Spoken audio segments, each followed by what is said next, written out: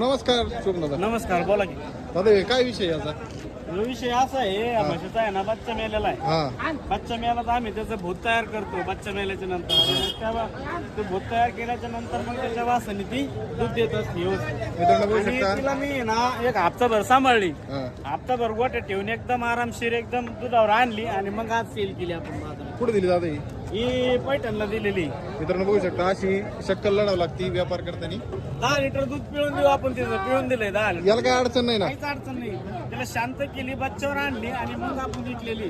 आता म्हणजे- हप्ताभर तिला पुसली घरी मग विकली आपण. आधी याला तर ती बाচ্চा हा, समजते. यालाच बच्चा समजा. बघू शकता मित्रांनो अशी शक्कल लावली शोभदादानी आणि हे सर्वच करते जातो व्यापारात. हा, करतात. जर वासरू मेलं वासरू मेला तर त्याचा भूत तयार करायचा आणि मग त्या भूतावर दूध देते म्हैस आरामशीर. काय बघू शकता मित्रांनो. ही म्हैस आहे. केवढं विकली दादा ही? ती आपण दिलेली 1,20,000 रुपयाला दिलेली. 1,20,000 रुपयाला. 2,000 रुपये त्यांना भाडं सोडलेलं. 2,000 रुपये भाडं सोडलेले आणि म्हैस दिलेली. आता पिळून घेतलेली बघू शकता. म्हैस एकदम मोठ्या मापाची आता या म्हशीच्या मध्ये त्याच्यामुळे कळून आहे ना. तर दादा आपला कॉन्टॅक्ट नंबर? माझा नंबर 78 23 850 332.